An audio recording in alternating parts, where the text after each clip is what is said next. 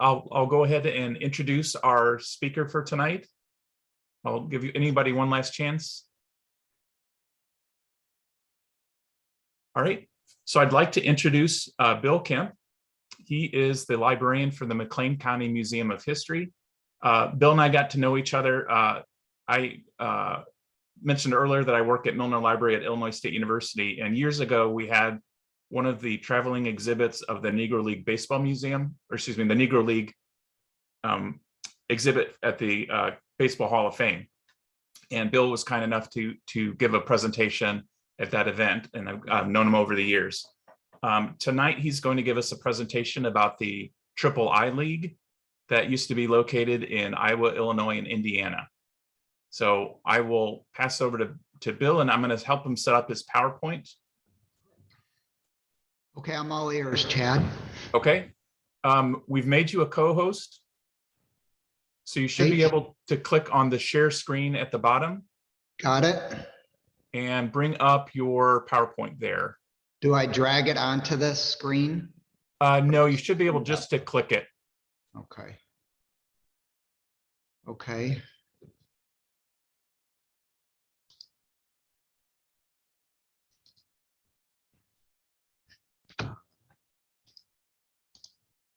So do you see anything? Yeah, perfect. Okay. And if you, yeah, do the full, yeah, from beginning. Yeah, perfect. Okay. Good. Is that it then? Yeah, go ahead and I'll keep an eye on chat. And if there are any questions, why don't we hold them till the end? Does that sound good to everybody? Okay, great. So the floor is yours, Bill. Thanks. Oh, I opened up the wrong PowerPoint. Yeah.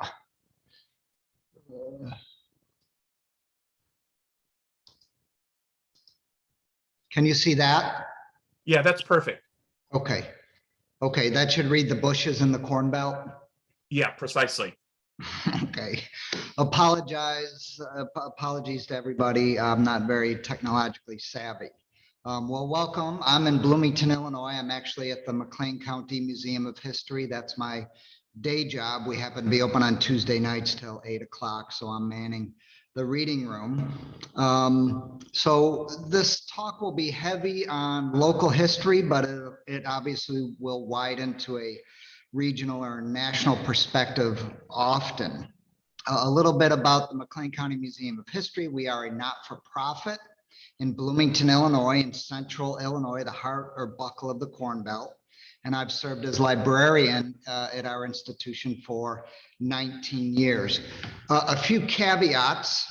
I am neither a historian of the national pastime nor a collector of the game's memorabilia. So most of you, or rather, I should say all of you, zooming in this evening will no doubt know more about the game than I do. So just kind of bear with me and keep a tick sheet of corrections. I will appreciate those at the end. I tend to get a little too loud. So if there's some audio issues, Chad, please interrupt me at any time and I can tone it down. Yes, it's a little daunting appearing before a group of baseball diehards, but as someone else said, congratulations for organizing this new SABR chapter. It's most exciting. Indeed. So about 2 decades ago, I became interested in the Illinois, Indiana, Iowa League from the perspective simply of local or Bloomington normal, what we call the Twin Cities locally, local history.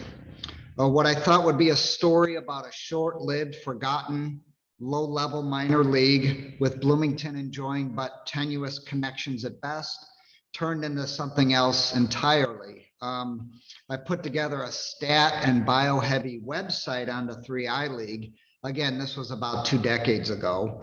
Wrote a few articles, delivered a symposium paper, and over time put together several illustrated programs on the league.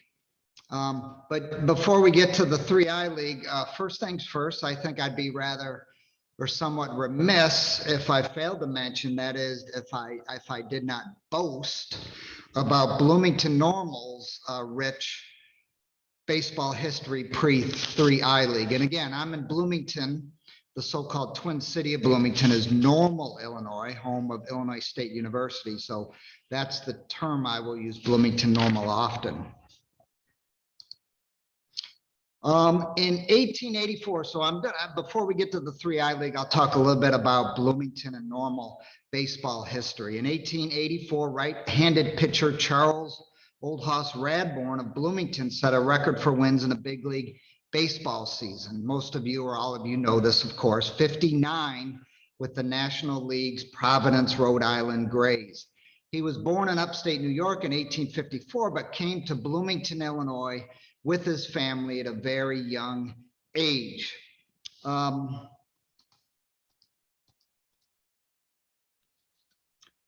He began his major league career in 1881 with Providence, and during 11 seasons on the mound, won more than 300 games, though his reputation certainly rests with the record-breaking 59 in 1884 season with Providence. Today, as we all know, 20-game winners are increasingly rare, and it's been 54 years since a big league pitcher has won 30 or more games in a season. And of course, that'd be Denny McLean with the Detroit Tigers back in 1968. So Old Hoss's record of wins in a season is safe, certainly in our lifetime. It was said that Radbourn was quick-tempered, irritable, impatient, and stubborn, but if you read a lot about 19th century baseball, just about every single player is described as such, right? So, but Radbourn does deserve special mention, if for no other reason than this famous or infamous photograph, opening day, Boston, 1886. A lot of you know the story. Yes, it's believed this is the first known photograph of somebody giving the middle finger in recorded human history. So Bloomington, Illinois has another claim to fame. Here's an Old Hoss Radbourn Old Judge cigarette card from 1887. Do you see anything unusual about this card? He just could not help himself, clearly, right? After leaving baseball, Radbourn kept an eye on his billiard saloon on the 200 block of West Washington Street in downtown Bloomington, where I am at the moment. Best of everything in wet goods and cigars, reads this 1891 ad. Two words come to my mind when looking at this ad: toxic masculinity. I'm just joking. Radbourn died in 1897 at the age of 42. Induction into Cooperstown came in 1939. Old Hoss Radbourn was laid to rest at what is now Evergreen Memorial Cemetery in Bloomington, Illinois, just southwest of downtown. Here we see a Hall of Fame-like plaque erected, or quote, erected as a tribute to an illustrious son of Bloomington by a group of baseball fans in the year of our Lord, 1941. So I'll mention this marker in a moment. So he's buried at Evergreen Memorial Cemetery at the south end of Bloomington, and chainsaw sculptor carver Bill Baker of Naperville, Illinois, who's completed several such works at the cemetery, completed an Old Hoss figure in 2019, not far from Radbourn's grave marker. And I thought, as he was, and I talked to Bill, took photographs of him working on this, and I thought, no way would they do the middle finger in a cemetery, right? But I was wrong, right? So kind of cool. So another favorite son of Bloomington Normal would be Clark Griffith, the old fox, right? Who spent his formative years in Bloomington Normal and probably ranks as one of the most influential figures in the history of the national pastime. He would have to be on a short list, certainly.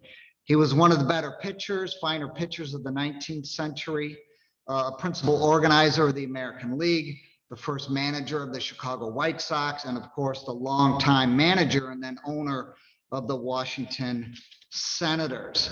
He was born in 1869 in rural Missouri, but his widowed mother then picked up and moved the family to Normal, Illinois, the sister city of Bloomington, where I am, where she ran a boarding house and took in washing for Illinois State Normal University students.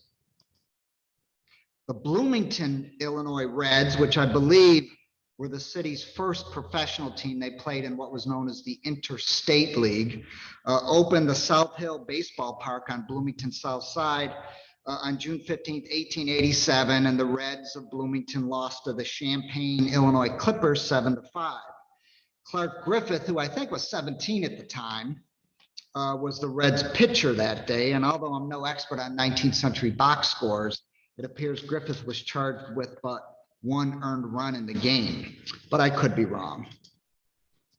He broke into the National League in 1893, winning over 7 seasons, 151 games for the Chicago Colts and Orphans, what we now know as the Cubs today. And then in 1901, Charles Comiskey and Ban Johnson and Griffith organized the American League, of course, to combat the monopoly of the National League. As a reward, Charles Comiskey gives Griffith the managerial reins of his new American League franchise in the city of Chicago. And then 2 years later, even more remarkably, Griffith of Normal heads to New York City to establish an American League counterweight to the National League giants, right? The New York Highlanders, they would be renamed the Yankees about a decade later, had spent the previous 2 seasons in Baltimore. So that makes Clark Griffith of Normal, Illinois, the storied franchise's first New York manager.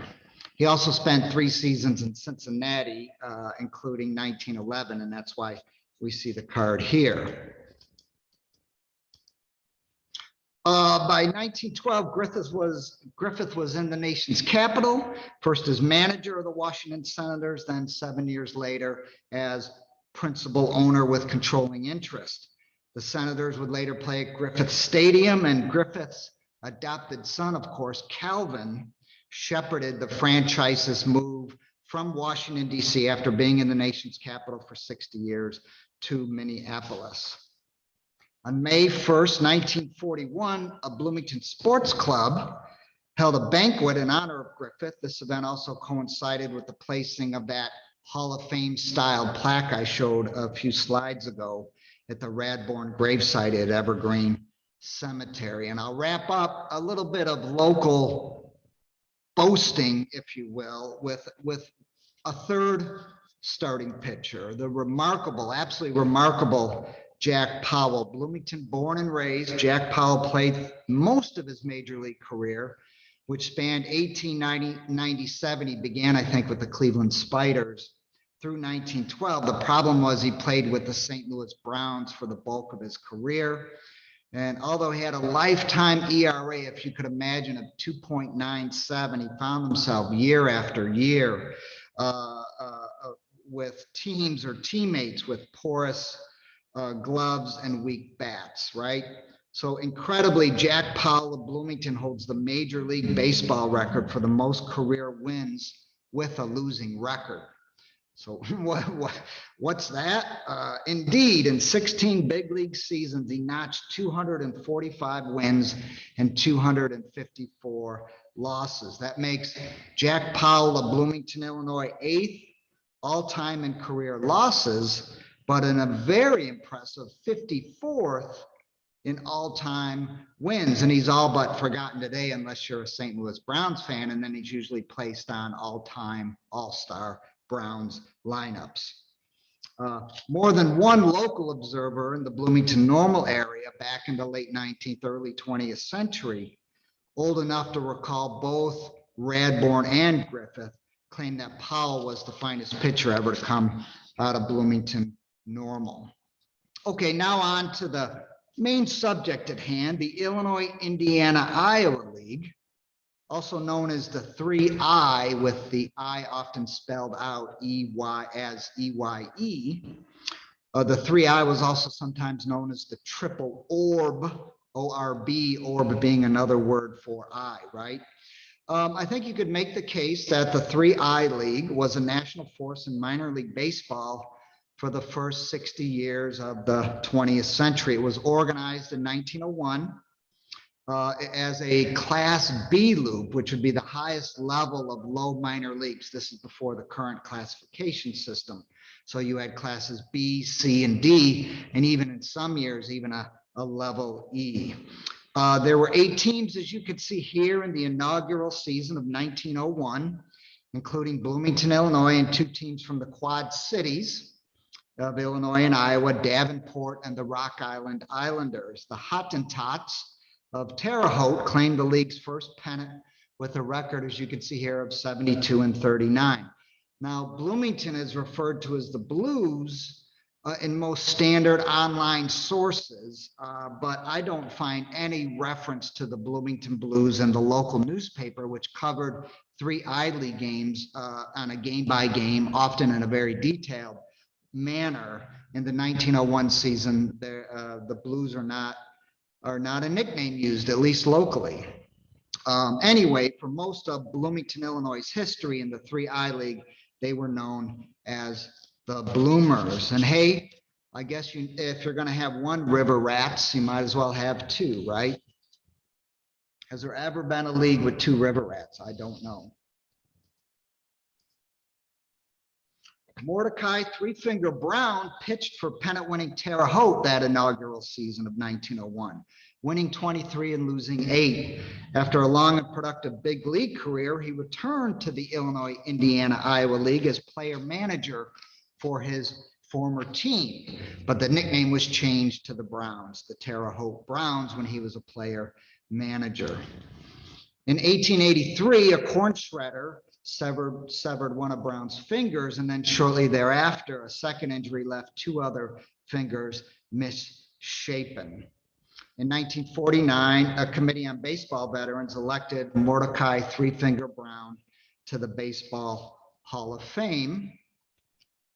And Three-Finger Brown is but one of 13 Cooperstown inductees that I've identified in 3 I-League history, though there might be others, and I'm sure some of you might have ideas to that effect. So, but I've identified 13, and we don't have time to go through them all, and many of these names, or all of them, are familiar to everybody listening in. Just a few highlights, right? Urban Red Faber, who played his entire big league career, 1914 through 1933, with the beloved Chicago White Sox, retired with 254 career wins, but back on August 19th, 1910, as the Dubuque Dubs starting pitcher, he threw a perfect game against the Davenport Prodigals.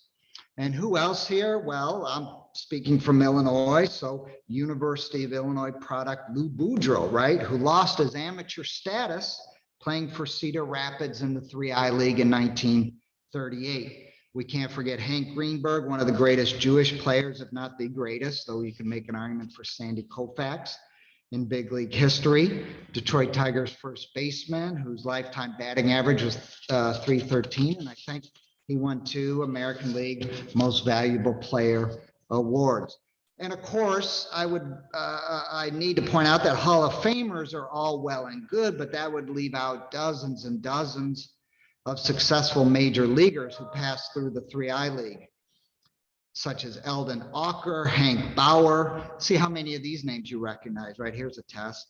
Eldon Auker, Hank Bauer, Tommy Bridges, Del Crandall, Pete Fox, Willie Puddinhead Jones, Dutch Leonard, Johnny Logan, Allie Reynolds, Charlie Root, Dick Sisler, Bertie Tebbetts, Dizzy Trout, Pinky Whitney, and on and on and on, right?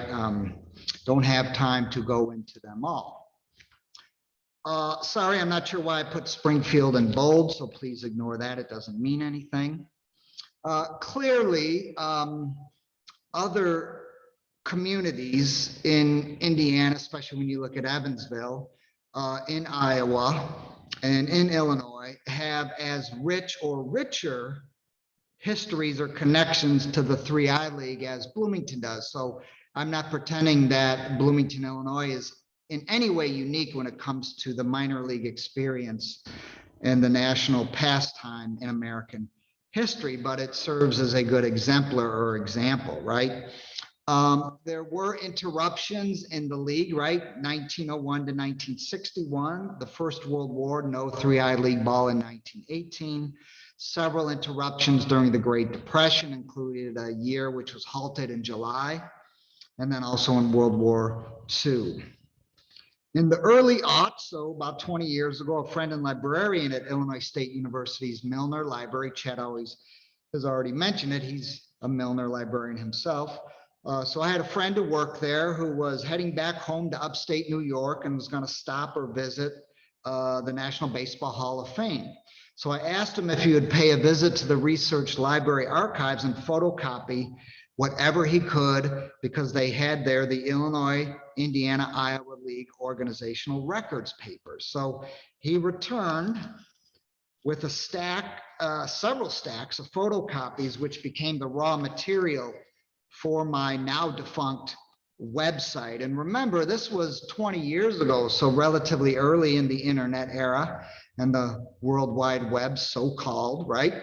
And sites such as Baseball Reference were still years away from uploading minor league records with any sort of frequency. So to kind of put all this together was really no easy task. And come across discrepancies all the time in records, official or otherwise.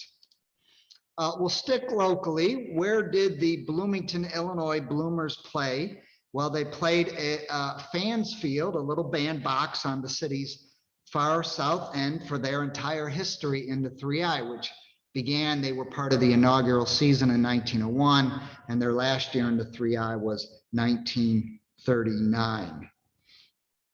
If you know Bloomington, Illinois, the park would be located about where the Army National Guard Armory is today on South Main Street near the south end of the city, and the growing grounds, a large nursery would be in that area as well. The grandstand burned down in August 1947, but by then there was no 3I League ball held there. The old ball yard, though, doubled for years as the McLean County 4-H fairgrounds. And I imagine this wasn't all that unusual, especially in the Corn Belt, right? An arrangement that by the 1930s necessitated a 2-week road trip in August during fair time for the Bloomers. The field would then be unceremoniously trampled and torn up by thousands of fairgoers, livestock parades, horse shows, calf roping contests, and judging tents. And then afterwards, hit baseballs that would hop every which way over a bumpy, treacherous ground. And if you do enough minor league baseball research, that's a perennial complaint, is the field conditions, right?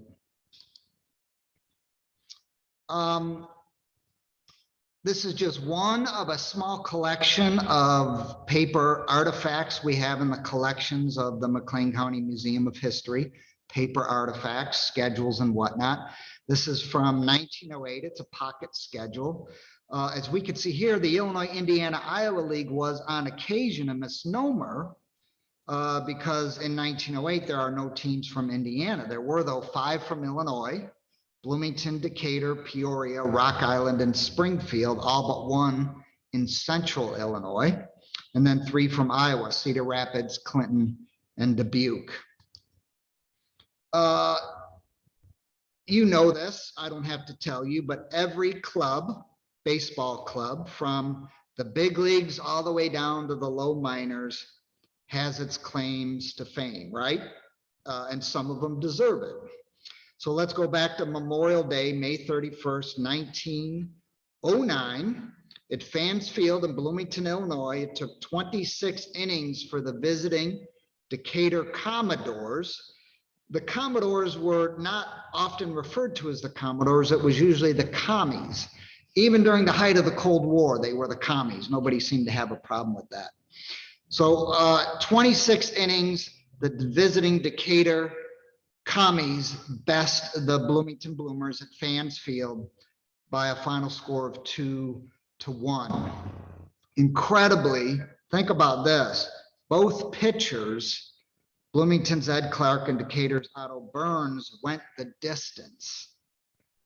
What's more, Otto Burns, the pitcher for Decatur, wasn't even a pitcher, but rather a backup second baseman and outfielder. The game remained the longest as measured by innings in professional baseball until 1965, when an Eastern League game went 27 innings. And today, I think the record holder is a 33-inning International League AAA contest from 1981 that if you're from New England, you certainly know well of. That's a legendary minor league game, if there ever was one. Bloomer's second baseman, Bloomington Bloomer's second baseman, George Cutshaw, recalled years later, quote, "Many of the fans went home for supper and came back to see the finish, and we had a far larger crowd at the end of the game than we did when we started."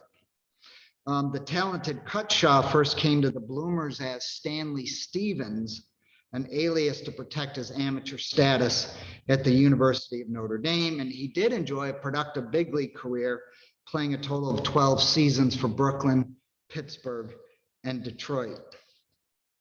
Here's a lovely photograph from our archives at the McLean County Museum of History in Bloomington, Illinois. In 1913, the Bloomers finished 21 games below 500, which was good enough for 7th in the 8-team 3I League. The Quincy, Illinois Gems and the Dubuque, Iowa Dubs finished first and second, respectfully. And every minor league player and every minor league manager certainly has a story to tell. A lot of you, I'm sure, have written biographical sketches for SABR and whatnot.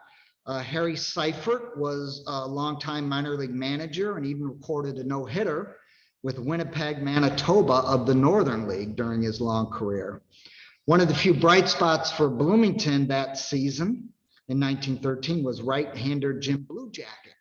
He led the 3I League that season in wins, 23, and strikeouts, 198. In 1914 and 1915, he played 41 games with the Brooklyn Tip Tops, and the Tip Tops, of course, played in the short-lived Federal League. And then in 1916, Bluejacket appeared in 3 games for the Cincinnati Reds. Such was the experience, right, of untold hundreds and hundreds of minor leaguers to reach the big leagues, but to be there for the shortest of time periods, right? That too is the story of baseball. Several years ago, a museum volunteer began putting together a list of Bloomington Bloomers whose careers included a stop, however brief, in the big leagues. So here we see a part of that list, 33 of the 111 so identified ball players, that is Bloomington Bloomers whose careers also included a stop in the major leagues. But I can't imagine this would be much different if you were to put together such a list in any other long-running 3I League community or in any similar minor league franchise. You would get a long list of major leaguers. There are undoubtedly errors on this list. It is indeed a work in progress. In addition to the library archives, the McLean County Museum of History in Bloomington, Illinois, where I work and where I am right now, holds an object collection, about 20,000 catalog objects. So think of more three-dimensional things as opposed to paper, right? Everything from firearms to household kitchen objects, from wedding dresses to farming implements. And as with ball players, so too with objects. Each one has a story to tell. So with less than 2 weeks before the start of the 1919 season, 3I season, Bloomington Bloomers manager Joe Dunn picked up Walter Butch Henline from the Indianapolis Indians of the American Association with the expectation that the talented but rather green prospect would end the season back in Indy, and that's indeed what happened. So as Butch Henline worked his way into the big leagues, he made Bloomington his off-season home for several years, as he had begun dating Bloomington Public Schools teacher, Margaret Miller, and then they married in 1923 and then lived in Bloomington, Illinois for several years. From 1922 to 1924, Henline appeared in at least 110 games a season for the Philadelphia Phillies, batting a healthy .308 during that time, but he eventually took to umpiring, becoming a National League official for 4 seasons, 1945 to 1948.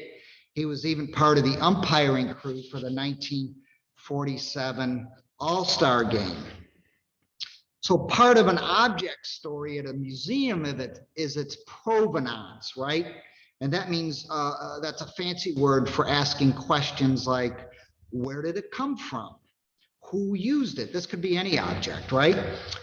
When did they use it? Questions like that. Well, here's the story. Sometime around 1926, Henline's wife, Margaret Miller, the former Bloomington school teacher, gave Bloomington high school student Ed LeBounty one of her husband's catcher mitts. Margaret was Ed's former 8th grade teacher, and when she learned Ed was now the high school catcher, she gave him the glove. So Ed LeBounty kept the old mitt into adulthood and into marriage. Ownership eventually fell to Ed's son, Bill LeBounty, who remembers using it on occasion when playing American Legion ball in the 1940s. Could you imagine that, right? The catcher's mitt remained in the LeBounty family until 2004. That's when Bill donated it to the McLean County Museum of History. Butch Henline returned to Bloomington to appear at an American Legion event that drew some 400 local baseball fans, including the local Legion's junior and senior baseball teams. This was right after the 1947 regular baseball season had ended. So Butch Henline fielded questions from the audience, such as, quote, what does a catcher say to the pitcher when he trots out to the mound for one of those oft mysterious gatherings? And this was Henline's reply, according to the local newspaper, the Bloomington Pantagraph. Quote, this is what the catcher says to the pitcher during one of those mound meetings. Quote, get the ball over and let's get the hell out of here.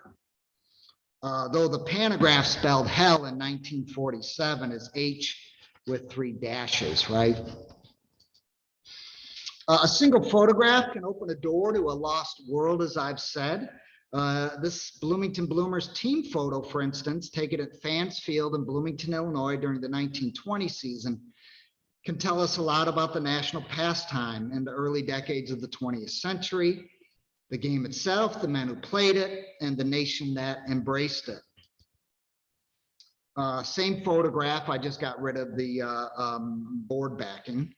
7 of the 14 Bloomers shown here played in the major leagues, though most didn't stay long, having it said a little more than the proverbial cup of coffee, right? In 1920, the Bloomington Bloomers captured their 2nd consecutive 3 I-League pennant with an 82-57 record.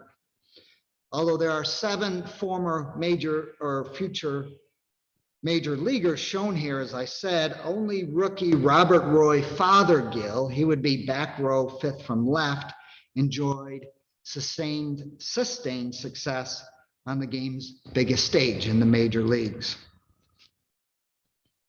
Bob Fothergill would go on to play 12 seasons in the majors, with most of that spent as a key reserve outfielder with the Detroit Tigers.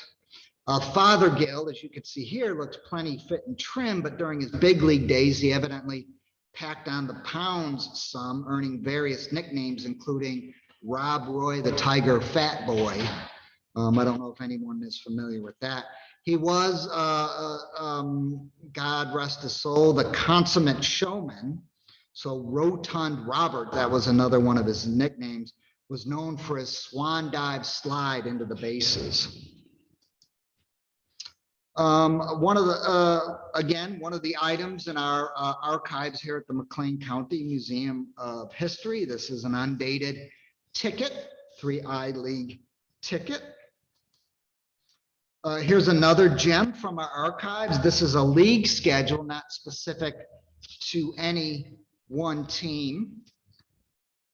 But the back advertiser, right? It's two local establishments, one in Chicago on the south side and one in Glenview, Illinois, in the north suburbs, both evidently owned by Al Tierney. Who was Al Tierney? Well, at the time, he was the president of the 3I League. So I hope he didn't have the 3I League pay for these printed schedules. We're going to spend just a few minutes on the 1935 season because I've looked at that 3I League season in some depth. And this is just a wonderful, beautiful photo if you like this kind of thing, right? That's Bill Burwell of Terre Haute and Hall of Famer Burly Grimes of Bloomington posing for a Bloomington Pantograph. That was, again, the daily newspaper in Bloomington, Illinois. But they had sent a photographer to Terre Haute, Indiana for opening day 1935, right? Both Grimes and Bill Burwell were not only their respective club's manager, right, but they were also part of the starting rotation. So remember, this is the Great Depression. So even in the big leagues, you had a fair number of player managers, Mickey Cochran with the Tigers and Frankie Frisch with the Cardinals and others. So Burly Grimes, right? What a character. As player manager for Bloomington in 1935, Burly, his nickname was Old Stubblebeard, right? Grimes led the Bloomers to their first pennant in 15 years. Of course, prior to his arrival in the 3I, he had notched 270 career victories during a 19 seasons in the big leagues, which included stops with the Dodgers, the Cardinals, the Cubs, and the Yankees. After he retired from the big leagues at the end of the 1934 season, St. Louis Cardinals general manager Branch Rickey, this was before Branch Rickey went to Brooklyn, asked him to serve as manager and occasional starting pitcher for the Cardinals, new Class B affiliate in Bloomington, Illinois. So the future Hall of Famer Burly Grimes, the year after he retires from baseball, finds himself managing in Bloomington, Illinois in the Class B 3I League, right? And it's the only year the Bloomington affiliate in the 3I League will be nicknamed the Cardinals. In fact, the Bloomington, Illinois Cardinals of 1935 will actually wear the uniforms of the 1934 St. Louis Cardinals. So they were trying to save every single cent they could in the Great Depression. So the Bloomington Cardinals wore hand-me-down uniforms of the big league or the parent club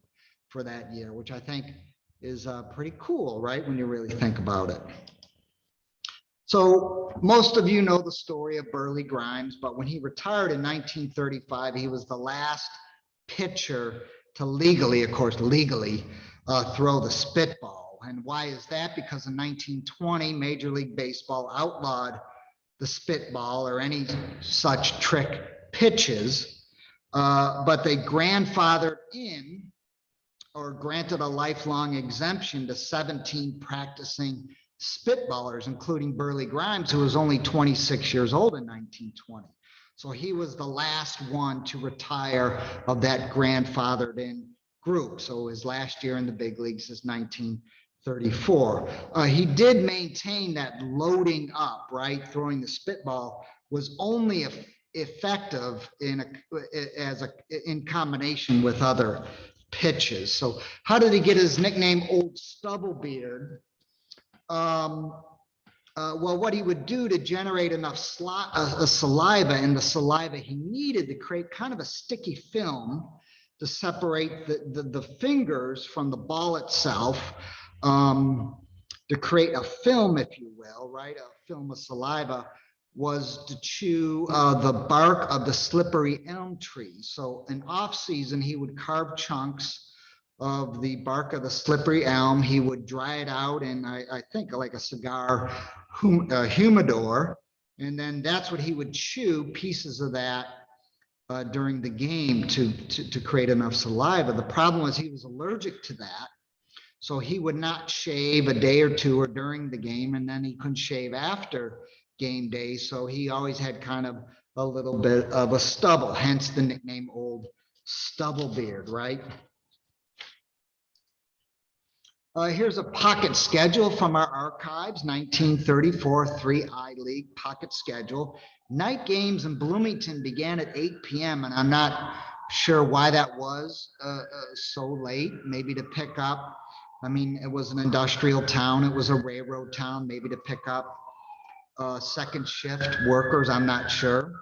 Though obviously games finished a lot quicker than the current major league average of 3+ hours, right? I'll talk about night games by 1935, and I'll talk about the substandard lighting schemes of 3I League ballparks in a moment. Tickets for men generally were 40 cents, women 25, and children under 15, 10. Mondays and Fridays were free admission for women. 40 cents, always adjust for inflation, right? So when you see monetary figures historically, if you don't adjust for inflation, they're all but meaningless, right?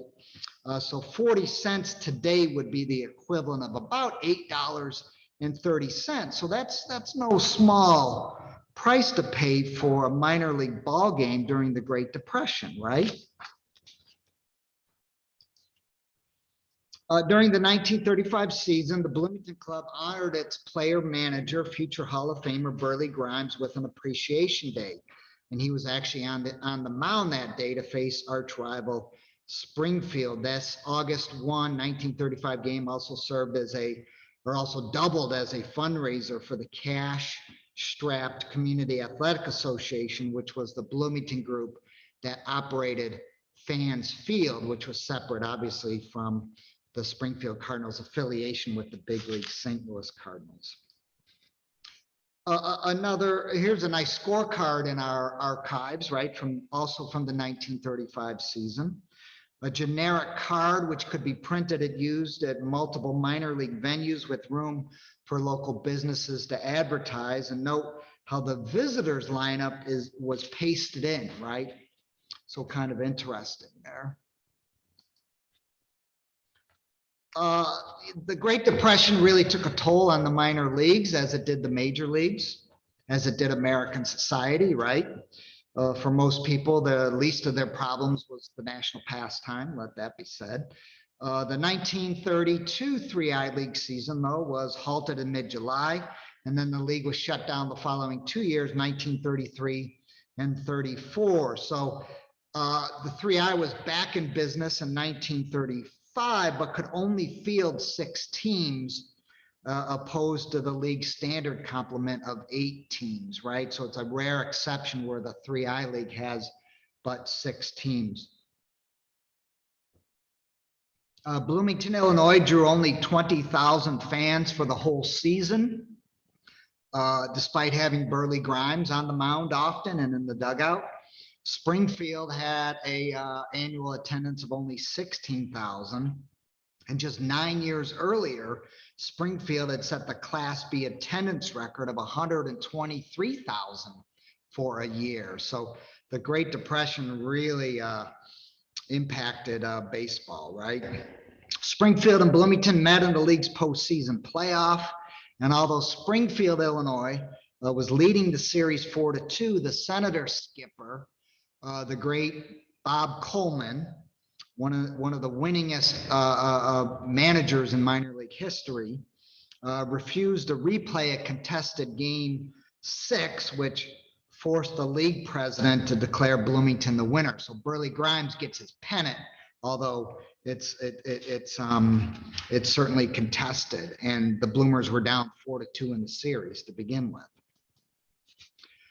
With the economic outlook in the nation still bleak, there is no 3I League baseball in 1936. So Burly Grimes leaves Bloomington and returns to his Missouri livestock farm for 1936. The following year, though, 1937, Burly Grimes was back in the majors, this time as manager for the much higher profile Brooklyn Dodgers. So think about it. Burly Grimes, Old Stubblebeard, goes from the Bloomington Bloomers to the Brooklyn Dodgers with absolutely no stop in between. Unfortunately for Burly Grimes, his many problems in Brooklyn include a shortstop by the name of Leo DeRocher and a first base coach by the name of Babe Ruth. So over the next two disappointing seasons, 1937 and 38, the Dodgers lost plenty more than they won, and Burly Grimes would never again manage in the big leagues.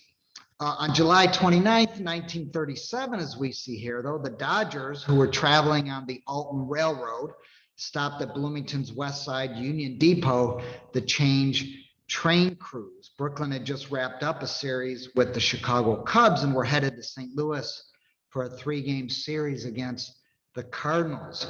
So if you're not familiar with Central Illinois, Bloomington, right, is roughly halfway between Chicago and St. Louis, and was and still is on a main line, rail line, connecting those two metropolitan areas.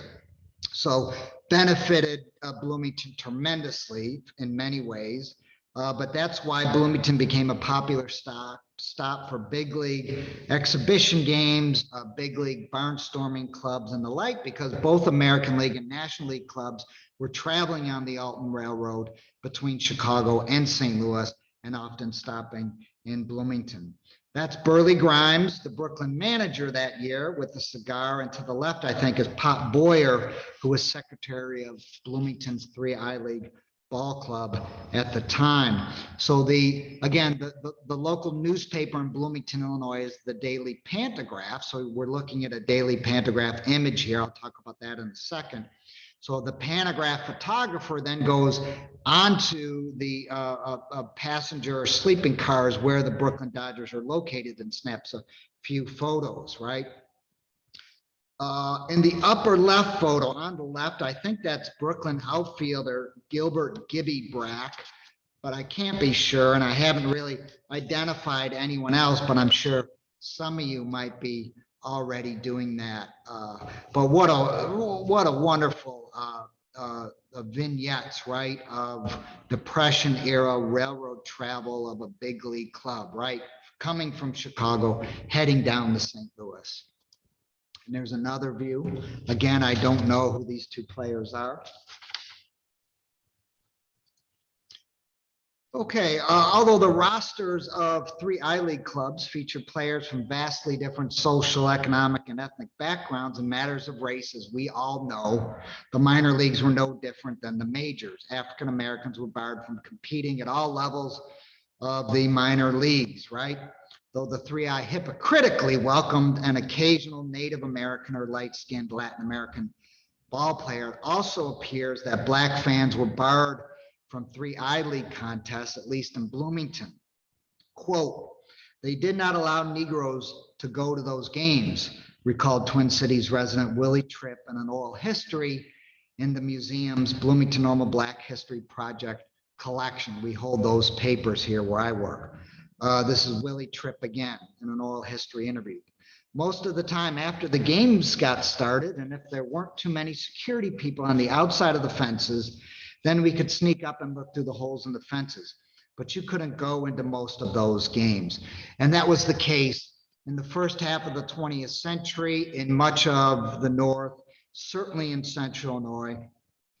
Jim Crow pays a visit to the North, right? So you see a deterioration of public accommodations and civil rights for Black Americans in communities like Bloomington.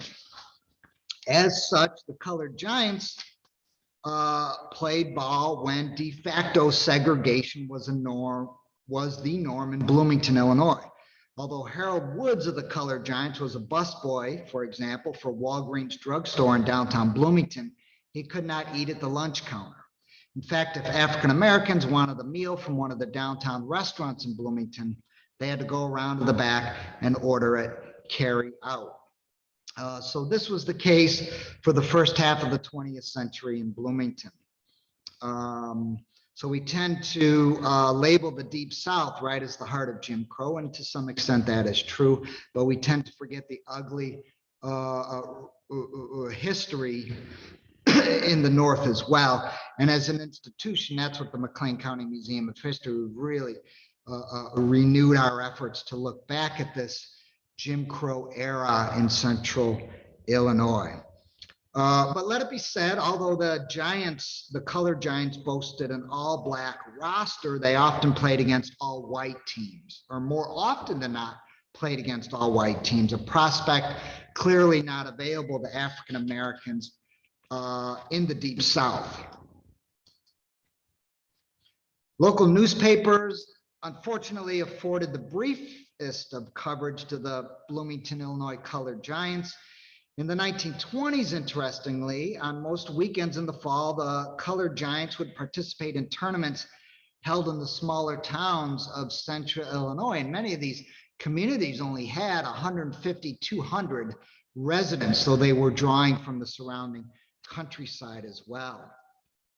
So barred from playing in the majors and the vast network of sanctioned minor leagues, such as the 3I, most black ball players were relegated to semi-pro status, like the Bloomington, Illinois Colored Giants and barnstorming clubs.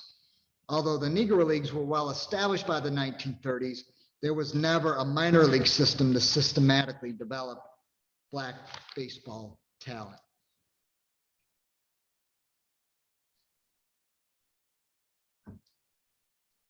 Well before Jackie Robinson broke the Major League Baseball color line in 1947, as I'm sure most of you know, Latin Americans had already made inroads into the lily white world of the national pastime. The catch, of course, was that these Spanish-speaking players, they were from places like Colombia, Cuba, Venezuela, and Mexico, had to be light-skinned, right?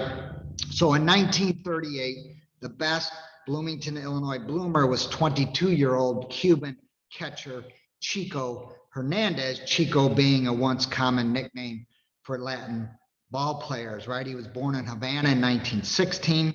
Salvador Jose Ramos Hernandez would eventually play 2 years for the Chicago Cubs, appearing in 90 major league games over the 1942 and 43 seasons.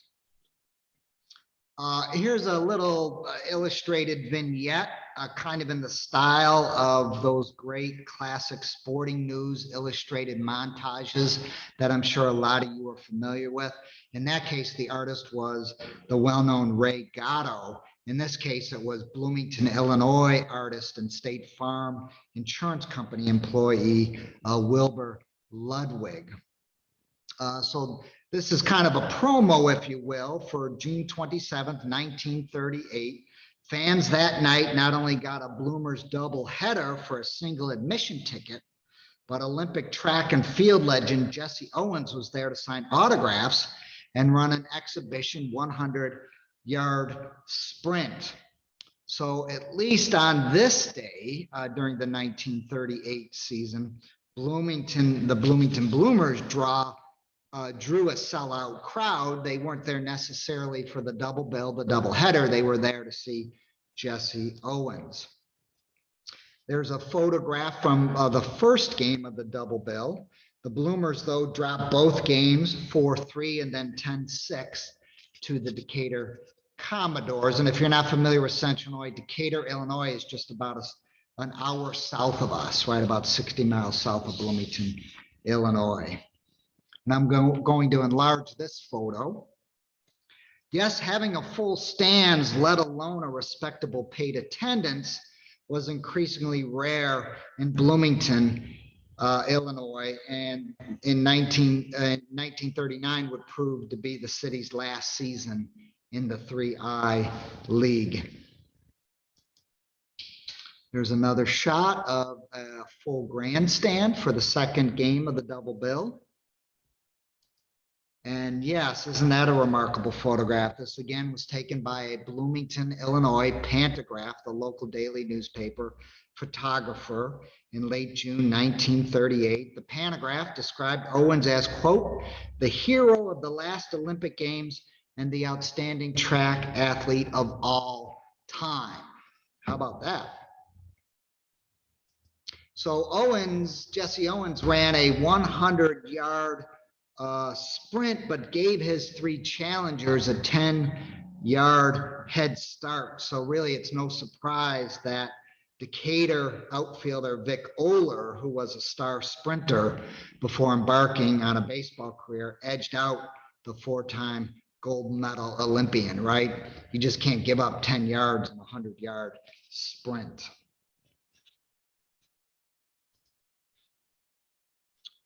Here's a photograph from later that season, about a week later, July 6, 1938. I don't know who the opponent is here. The opponent is going back a few years. On May 2nd, 1930, Des Moines of the Western League hosted the first night game in professional baseball. 15 days later, Decatur, Illinois of the 3I League became the third minor league club to host a night game. The second was Lincoln, Nebraska. So at first, what was known as after dinner baseball proved wildly popular in the minor leagues. Decatur's attendance topped a franchise record 70,000 for the season, for example, in 1930. And Bloomington, Illinois, and Danville, Illinois, Peoria, Illinois, Quincy, Illinois soon follow through with similar lighting setups. But the attendance boost, this being the Great Depression, was short-lived, and the substandard lighting schemes in the 3I were just absolute hell on ball players. The field was often little more than a shadowland. In 1950, it was said that Yankee Stadium boasted more wattage than all 8 3I League parks combined, right? And if you do enough research, you're going to find a lot of younger players who had never played under the lights really struggling. I'm thinking of people like Lou Boudreau, right? Struggling under the lights because they weren't familiar with it up until that time. And these lighting schemes were just so abysmal. It was really difficult. It was said that at times 3I catchers resorted to hand and mitt signals to ensure their battery mates could read signs in the general gloom, right? So here's a wonderful digitized image from our Pantograph negatives collection. So again, the Pantograph, the Daily Pantograph, is the longtime newspaper of Bloomington, Illinois. And more than a decade ago, we received from the Pantograph a donation of their photo negatives collection dating from the early 1930s to December 2000 when the photography staff went to digital cameras, right? Approximately 1 million photo negatives then became our responsibility. So many of the photos you've seen, including those of Jesse Owens, including this one, come from this newspaper photo negatives collection, which is just an absolute gold mine when it comes to recording the history of Central Illinois in the Great Depression through World War II and then the post-war boom years. So with state and federal grants as well as local contributions, we've been able to archivally digitize and then attach metadata, meaning names and dates and locations and all of that good stuff, so it's searchable, and then upload onto the state of Illinois' digital archive site more than 100,000 of these newspaper negatives. And we're doing more, right? So we have so far reached the early 1950s. So everything from the early 1930s into the early 1950s is available, not only the search on the Illinois Digital Archive site, but also to download without any charge. All we ask for is crediting our institution. So I selected here the 1930-1939 database for Pantograph newspaper negatives. Just searched the word bloomers and came up with 59 downloadable photographs. Unfortunately, the last year for Bloomington in the 3I League is 1939. So we have plenty more photographs from the 1940s and 1950s. So things are much there's thin gruel in the 1930s, so we don't have as many 3I photographs as I would like, but those that we do have are invaluable, right? So although Bloomington is no longer in the 3I after the 1939 season, there are hundreds and hundreds and hundreds, thousands even, of baseball photos through the early 1950s that we have now digitized and made available. Fabulous photos of municipal league baseball, industrial leagues locally, Illinois State University and Illinois Wesleyan University, which are in the Bloomington Normal community, high school and Legion ball, and on and on. And locally, we can't forget softball. There were periods in the 20th century where softball rivaled baseball, right? Both men's and women's. So that record, that visual record, has also been saved here. And here's another incredibly beautiful image from our Pantograph photo negatives collection, which we now have made available on the Illinois Digital Archives site. This is a game between the Bloomington Bloomers and the Clinton, Iowa Giants in 1939 at Fans Field in Bloomington, Illinois. And it was football weather, the reporter said, as some 250 fans watched the hometown nine top the visiting Giants 9-5. And as we wrap up here, and you've been very patient, I really appreciate it. Collier's magazine, which at one time was one of the more popular weekly magazines that most upper middle class homes subscribed to in the post-war period. Remarkably, this nation used to be a nation of readers. Could you imagine that before we just kind of scrolled through our phones? So people would subscribe to a weekly magazine such as Collier's. And in the July 15th, 1950 issue, this is after Bloomington is no longer part of the 3I League, but I'm still following the history here. Sports writer Tom Meany hailed the 3I as the, quote, symbol of the bushes, right? Symbol of the minor league. So for whatever reason, Tom Meany, a well-known New York-based baseball writer, somehow thought it important enough to do a feature-length article on the Illinois, Indiana, Iowa League, right? So that's what we have here in this issue. And it does include several whimsical illustrations. And Meany writes, quote, ball players come from the 3I. They don't wind up there.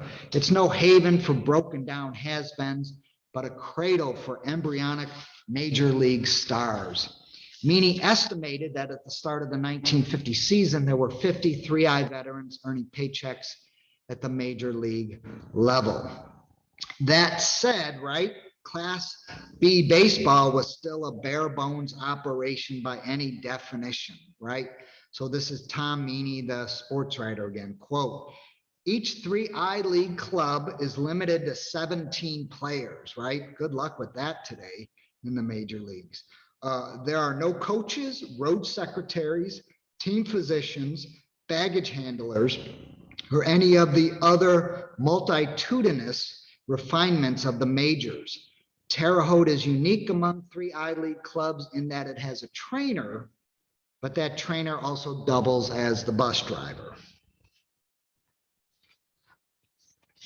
In 1950, the 3I set an all-time attendance record of almost 783,000 fans for the entire league. This is the post-war boom era, right? During this period in 3I League history, big league powerhouses were well represented. Danville, Illinois was an affiliate of the Brooklyn Dodgers, Decatur, Illinois of the St. Louis Cardinals, and Evansville, Indiana with the Boston Milwaukee Braves. Yet by the end of the decade, by the end of the 1950s, the Illinois, Indiana, Iowa League had lost several leading clubs to the Class D Midwest League. And with the end approaching, the league was the 3I in name only, as teams from Minnesota, Kansas, and Nebraska joined its ranks. And the league then, the 3I League, the Illinois, Indiana, Iowa League, suspended its operations after the 1961 season, marking the end of what was the oldest Class B league in professional baseball. While working on that 3I League website 2 decades ago, I sent several letters to long retired big league ball players whose careers included a stop in the Class B 3I League. I got several replies back, and one was from Carl Erskine. who pitched for the Danville, Illinois Dodgers in 1946 and 1947. The letter was dated August 31st, 2002, from his hometown of Anderson, Indiana. Carl Erskine spent his entire big league career, most of you know this again, with the Brooklyn Los Angeles Dodgers, going 122 and 78 from 1948 to 1959. I think I got that right. In his lovely letter to me from 2002, which was quite detailed, handwritten, it reads in part, quote, "I was discharged from the U.S. Navy in July 1946. Mr. Branch Rickey had just signed me in Boston at the Kenmore Hotel because I was stationed at the Boston Navy Yard at the time, and this was during the 1946 All-Star Game. I left Boston and went home to Anderson, Indiana, grabbed a few clothes and my glove and spikes, and my dad drove me to Decatur, Illinois to join the Danville Dodgers on the road." So, you know, what can you say about stories like that, right? And another quote from this letter from 2002, again, Carl Erskine, remembering life on the 3I, right? Quote, "I ate most of the meals I paid for at an original Steak and Shake in Danville, but the free meals came from Art Ashwell, who owned the Manhattan Bar and Restaurant. He always kept a meatloaf on hand and never failed to give me a big sandwich and a milk or soft drink. Later, I stayed at the Harwell Hotel in Danville with Kenny Olson, a fine pitcher and a very good hitter. Kenny went as high as AA. Carl Erskine is still with us today, I believe, at the age of 96. And I will end, right, with one more story. We last saw Robert Bob Fothergill in that 1920 Bloomington Bloomers team photo. His first year of professional baseball was with Bloomington, Illinois, in the 3I League, where the 22-year-old led the league in hits, 180, runs batted in, 116, and batting average, 332. At the end of the 1920 3I League season, the Bloomers received $3,500 from the Detroit Tigers for the rights to Fothergill. That'd be about $50,000 today, right? So Fothergill ended up playing 12 seasons in the majors, ending a productive career with a lifetime batting average of 325, but he was mostly a reserve in the Detroit outfield. Detroit had 3 future Hall of Famers, right? So a good hitter, not the best of fielders, but a dependable reserve player, certainly. As I mentioned earlier, he was best known for his oversized, at least for the day, physique. Looking at Fothergill at the plate, Leo DeRocher once cracked that it was illegal to have 2 men at the batter's box. And I'll end with this story, right? This great Bob Fothergill story, because if it's a baseball talk, you have to end with a story. So if you could imagine this, let's think back to Bob Fothergill as a Detroit Tiger. Once, when facing right-hander Moose Earnshaw of the Philadelphia Athletics, Fothergill took umbrage to a threatening inside pitch. On the next toss, he belted what was said to be the longest home run of his entire career. So a teammate later recalls what happens next, quote, "Fothergill is rounding the bases nice and easy. And then when he gets to third base, he comes running like a freight train and does a complete flip in the air and lands on home plate. Man, he brought the whole house down." So with a story like that, I'm reminded of that scene near the end of the theatrical adaptation of Michael Lewis's 2003 book, Moneyball, when Oakland Athletics general manager Billy Beane, of course played by Brad Pitt, tells the Jonah Hill character, quote, "How can you not be romantic about baseball?" And thinking about Bob Fothergill doing a complete flip and landing on home plate after the longest home run in his career, right? How can you not be romantic about baseball with stories like that? So Thank you so much for your time. I really appreciate it. I'm not sure I could answer a single question from this group, but I'd be able to hear comments or asides or additional stories or anything else. You've been a very attentive audience, so thank you so much. Thanks so much, Bill. There was a question, what team or city won the most titles? And was there a team that was considered the greatest team? So I mentioned Bob Coleman, who I think, at least until a few years ago, was the second winningest manager in minor league baseball history. He spent a lot of his career in the 3I League. In 1935, during Burly Grimes 1 year in the 3I, Bob Coleman was in Springfield, but he spent most of his time in Evansville and some great Evansville clubs. So I believe Evansville has the most 3I League pennants. Bob Coleman's nickname was Carpet Slippers. He had feet trouble. So he would often, when he had to walk to the mound, have slippers on. So hence the nickname Carpet Slippers. So yeah, he's a minor league legend for sure.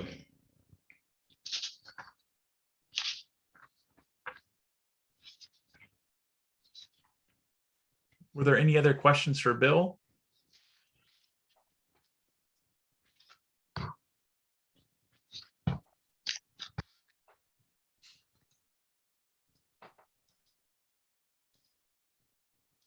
If not, let's give him a round of applause.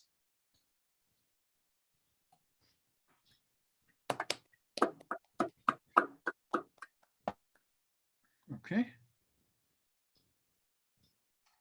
Thanks so much, Bill.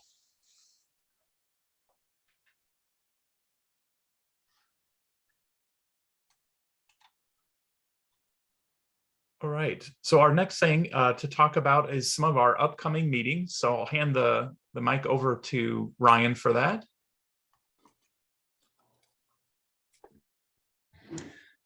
Hi again, everyone. We have a couple of in-person things set up so far. So Saturday, May 14th, we got a Peoria Chiefs game. Everyone's welcome to join us. Game starts at 6:35. Broadcaster Corey Schneider is going to meet with us and have a Q&A, so should be a good night. We're also going to have a game June 18th. It's also a Saturday, the Normal Corn Belters, Bloomington Normal. It's a doubleheader, 5 o'clock start. We're going to get in early and have a facilities tour that's going to be included. So if you'll come at 4, you can join us and get a facilities tour. Have a guest speaker to be announced. Should be a great day. So we've got a couple of things coming up in person. Hope everyone can join us if you're local.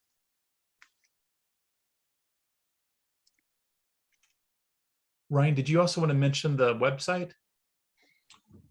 So for now, we have a web address set up. Say it's SABR CI for SABR Central Illinois.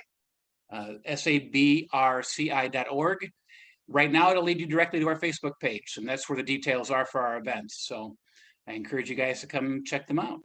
Ask any questions, certainly.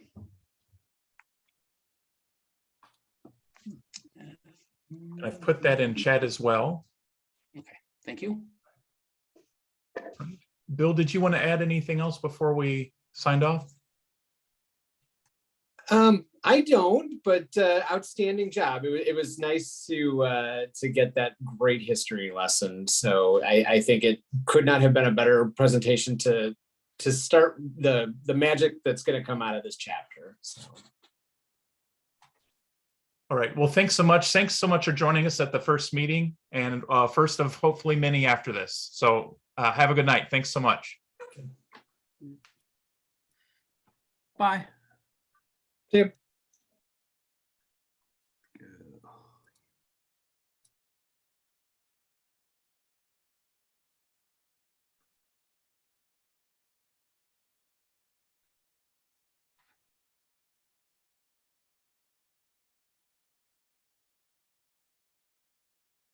I think we lost Richard. I think we did. I thought that went great. It went very well. Very good. Great presentation too. Yeah, Bill's great. just some of those pictures and stuff are just amazing. So yeah, that was great.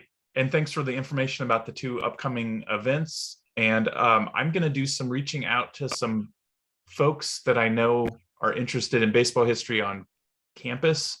And maybe we'll see if we can get them to join at some of the future meetings. Oh, that sounds good. All right. Very good. Well, have a good night. All right. Thanks, Chad. You too. Okay. See you later. I will talk to you later.